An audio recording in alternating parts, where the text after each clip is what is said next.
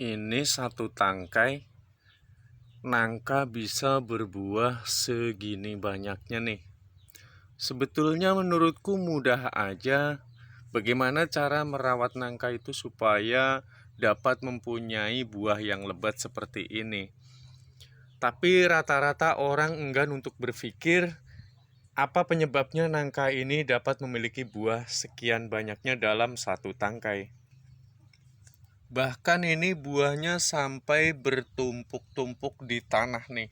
Nah, aku tuh mau menjelaskan bagaimana caranya memiliki pohon nangka agar dapat berbuah selebat ini. Hal utama yang harus diperhatikan tuh sebetulnya kita harus tahu dulu jenis pohon nangka yang akan kita tanam. Karena pohon nangka itu ada yang dapat berbuah banyak dan ada yang hanya pohon nangka itu dalam satu tangkai itu hanya menghasilkan 1 hingga maksimal 4 buah. Sedangkan jenis buah nangka yang dapat menghasilkan buah yang lebat seperti ini itu setauku itu baru ada 2 ya. Yang pertama adalah persilangan antara nangka dengan cempedak. Terus kemudian yang kedua adalah nangka sayur. Keduanya memiliki buah yang banyak akan tetapi dalam pembuahan mempunyai karakter yang berbeda. Untuk nangka sayur, karakter buahnya dia memenuhi pada bagian batang seperti ini ya. Dia dipenuhi dengan buah-buah hingga ke atas. Nah, sedangkan yang seperti ini, dia dapat berbuah hingga sampai tanah-tanah, ini adalah jenis nangka persilangan nangka dengan cempedak. Dia buahnya sampai nggak muat-muat kayak gini nih, numpuk-numpuk kayak gini. Bahkan ini satu tangkai kemarin tuh dapat menghasilkan 21 buah dalam satu tangkai nih ya. Ini tuh langka sekali. Dan jenis nangka yang berbuah 1 hingga 4 dalam satu tangkai itu rata-rata dimiliki seperti nangka madu, seperti nangka-nangka lokal gitu ya. Dan karakter daunnya pun kalau nangka-nangka lokal itu memiliki daun yang tidak terlalu lebar seperti ini nih. Kecil-kecilnya seperti ini. Ini aku pruning makanya yang terlihat ini daunnya tinggal yang kecil, padahal aslinya lebar banget daunnya ya. Ini persilangan nangka dengan cempedak. Menyenangkan sekali buahnya. Nah, yang sobat lihat ini adalah nangka lokal yang ada di sekitar rumah kita, yang nangka seperti pada umumnya, seperti di areal gunung, seperti di pedesaan, terutama di wilayah Jawa Tengah. Nangka lokal seperti ini tuh rata-rata dia berbuah dari 1 hingga 4. Dia nggak bisa memiliki buah yang banyak. Dan untuk menghasilkan buah yang lebat dan besar itu bukan berada pada pupuk buah. Akan tetapi kita harus memperhatikan pondasi utamanya setelah kita mengetahui jenisnya adalah kelembapan tanah dan teksturnya.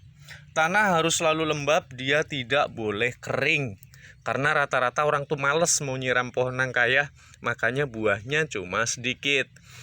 Jadi kalau ada nangka tuh yang buahnya selalu nggak jadinya buah pejantan terus, coba lakukan sebuah penyiraman yang rutin ya dalam setiap harinya, pada intinya menjaga kelembapan tanah. Terus kemudian tekstur tanah yang dipakai itu jenisnya yang mawur seperti ini, jangan yang lengket. Sebab apa? Dia mudah untuk akar jadi berkembang. Kalau akar berkembang, karena sedikit banyaknya atau subur enggaknya tanaman kita itu yang paling utama adalah dari perkembangan akar terlebih dahulu. Jika akarnya dia mampu lebat, maka dia akan menghasilkan fotosintesis yang bagus ya. Jadi yang dihasilkan dari penyerapan itu dia memiliki hasil fotosintesis yang bagus, sehingga segala kebutuhan pohon nangka kita ini dapat tercukupi.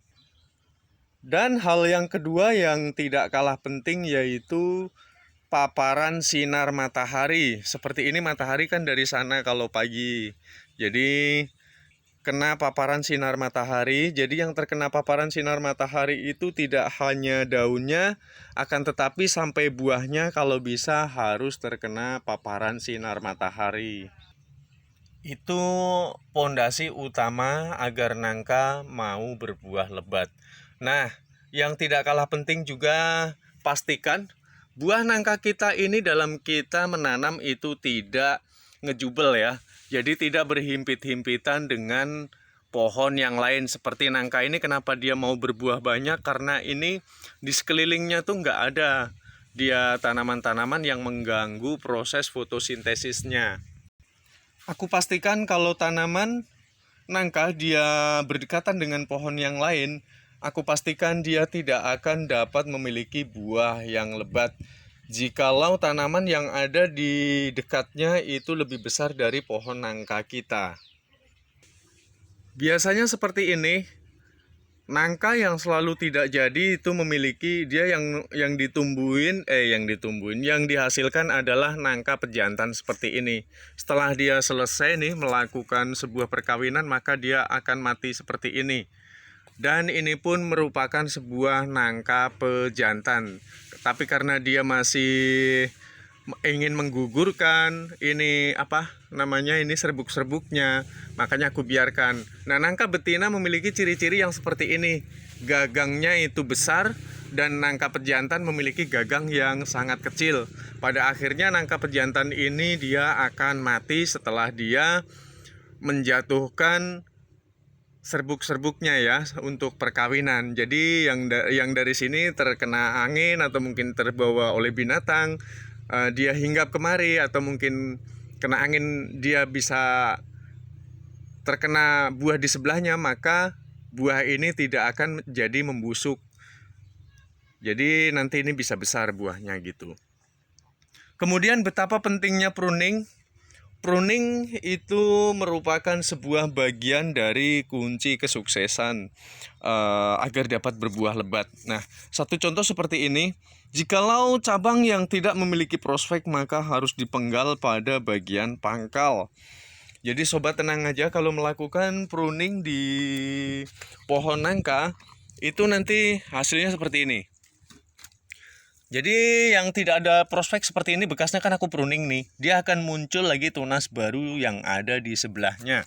Bahkan di bekas pruningan kita dia akan muncul lagi. Ini sobat dapat saksikan. Jadi jangan khawatir kalau habis pruning gitu, dari cabang-cabang yang nggak ada prospeknya dia akan muncul seperti ini. Ini banyak juga nih tuh, kan?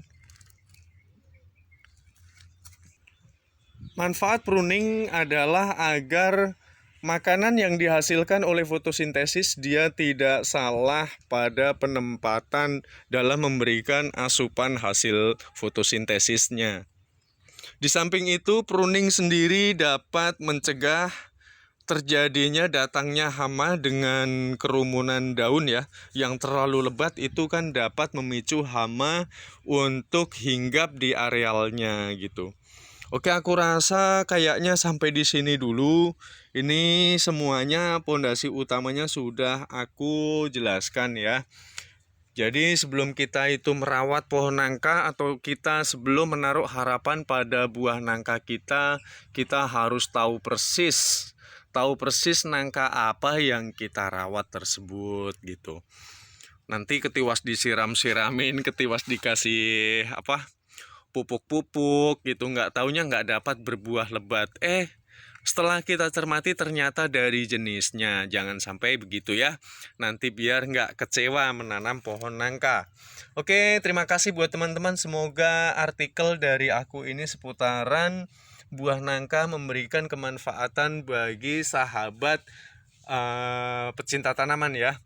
Terima kasih, bye-bye. Salam cinta lestari alam.